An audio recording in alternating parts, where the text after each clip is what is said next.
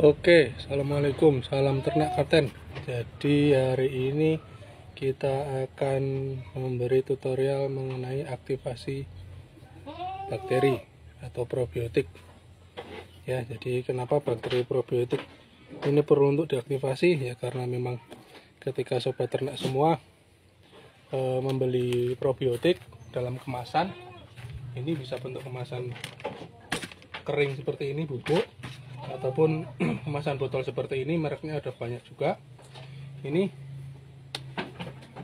tidak ada yang bisa menjamin bakteri ini sebenarnya masih hidup apa enggak di dalamnya. Oke, jadi perlu nanti kita aktifasi terus kita recek ulang. Jadi gimana caranya nanti sobat ternak semua ikuti video ini ya. Jadi ini ada dua jenis bakteri kebetulan yang saya akan pakai. Ini mereknya E4 untuk peternakan. Kegunaan aktivasi ini nanti untuk meyakinkan kita bahwa bakteri yang ada di botol ini aktif hidup, jadi kita bisa pakai untuk macam-macam kegiatan, kegiatan fermentasi, kegiatan menghilangkan bau bawah kandang, ataupun untuk manusia bisa dipakai untuk dikucurkan atau disiramkan ke dalam kloset untuk merombak, mohon maaf, kotoran kita yang ada di septic tank, sehingga septic tank kita tidak mudah penuh. Ya, septic tank kita jadinya lebih awet, bertahun-tahun, puluhan tahun bisa digunakan terus tanpa ada proses penyedotan septic tank. Oke, hari ini proses aktivasinya kita pakai bahan yang pertama air, tentu di dalam wadah yang bersih ya, air. Dan berikutnya kita menggunakan molasses atau tetes tebu, bisa juga digunakan bahan yang manis lainnya seperti gula merah atau gula pasir atau gula batu, sekalian itu bisa dipakai, yang jelas butuh untuk yang manis. Kalau ada kelebihan dana bisa juga menggunakan sari buah atau jus buah karena sama-sama manisnya kan. Ini keluarnya glukosa galaktosa, kalau yang di buah-buah namanya fruktosa, sama-sama jenis gula. Oke, kemudian bahan berikutnya adalah bakteri yang akan kita aktifasi atau kita aktifkan untuk kita gunakan sesuai keperluan kita. Oke, jadi itu bahan dan alatnya cukup simpel. Jadi yang akan kita lakukan urut-urutannya mulai dari mencampurkan molasses ke dalam air. Molasses ke dalam air ini sampai seberapa jumlahnya. Jadi, karena molasses itu grade-nya ada yang bagus, ada yang sedang, ada yang rendah, maka kita tidak bisa memastikan berapa botol atau berapa liter gitu ya. Yang pasti ketika kita masukkan ke dalam wadah yang ada airnya ini, harus kita cicipi, harus kita rasakan sudah manis apa belum. Jadi batasannya manis, bukan batasannya berapa botol, berapa kilo, bukan, tapi berapa manis. Kalau sudah manis cukup. Kalau yang sudah terbiasa biasanya sudah hafal dengan molasses yang kita beli di mana, untuk berapa liter air, sudah hafal kemanisannya. Ini kita lihat sudah tidak ada manis, berarti sudah cukup. Oke, kemudian kita akan membuka ini masih baru. Jadi kita buka, terus kita buka sealnya. Saya tidak punya kuku jadi agak sulit ini. Kita pakai alat bantu, pakai cengkrong ya untuk membuka sealnya ini. Oke, ini kita buka, terus kita campurkan seberapa banyak ya, minimal satu tutup. Entah nanti juga akan diaktifasi, bakteri akan makan dan berkembang biak di dalam media hidupnya, yaitu gula. Kalau kita punya probiotik agak banyak ya boleh agak banyak, tapi kalau saya biasanya nggak pakai ukuran, siram aja seperti ini secukupnya. Atau yang senang pakai tutup boleh pakai tutup, berapa tutup gitu ya, minimal satu tutup. Terus setelah masuk, jadi bakterinya boleh pilih nanti ya, pakai yang cair atau pakai yang bubuk. Yang bubuk tinggal ditambahkan minimal ya segenggam lah, nanti diaduk lagi, diaduk ulang. Oke, diaduk ulang.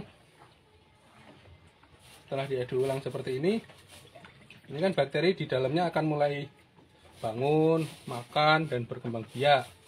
Nah, ini butuh waktu, makanya nanti setelah proses pencampuran bahan ini kita diamkan 10 sampai 15 menit.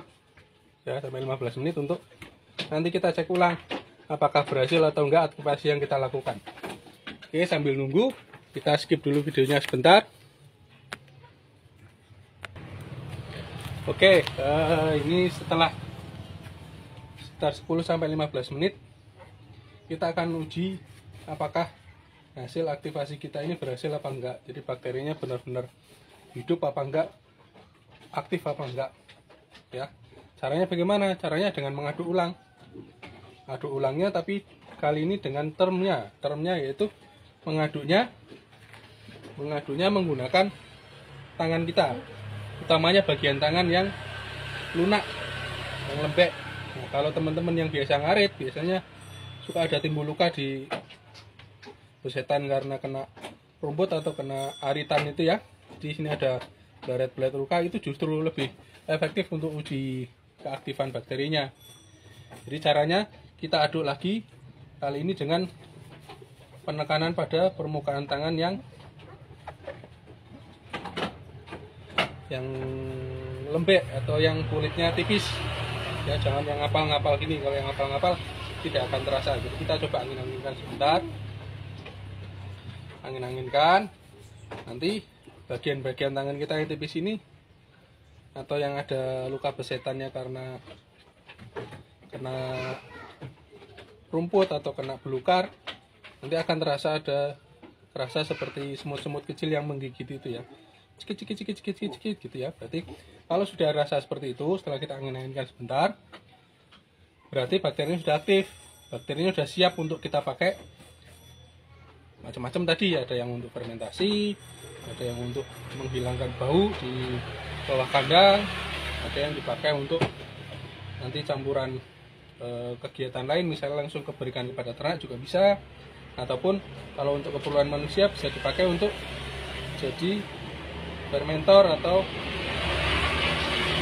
bahan untuk bisa mengelola kotoran yang ada di septic tank supaya tidak cepat penuh ya. Jadi dengan rutin memberikan aktivasi bakteri ini ke lubang septic tank paling tidak sebulan pisan lah, sebulan sekali. Jadi kalau bisa rutin 2 minggu sekali bagus, kalau bisa sebulan sekali bagus, minimal 3 bulan sekali septic tank kita kucur pakai aktivasi bakteri ini. Jadi nanti kita punya septic tank bisa awet, jadi tidak terlalu sering manggil tukang sedot WC ya. Itu salah satu manfaatnya aktivasi ini. Jadi teman-teman atau sobat ternak semua, demikian untuk langkah-langkah plus bagaimana cara checkingnya. Ini tangan saya udah pada batang cerkit. Kebetulan ada luka kemarin ini habis kesangkut paku di kandang, jadi rasanya udah kayak digigit semut. Bisa juga ini tapi tidak saya sarankan. Kalau ingin ada luka kita cepat sembuh, luka kita cepat ngering, bisa pakai ini. Kita sering goyang di dalam sini atau bikin aktivasi, kemudian kita oleskan ke bagian-bagian luka. Insya Allah bakteri jelek yang dari luar akan hilang, jadi luka kita akan cepat sembuh. Demikian untuk tutorial hari ini, mudah-mudahan bisa memberikan manfaat. Kita ketemu lagi di lain kesempatan sobat ternak semua ya. Terima kasih, salam ternak dan selamat tersesat di jalan yang benar bersama Lukman Farmer. Assalamualaikum warahmatullahi wabarakatuh.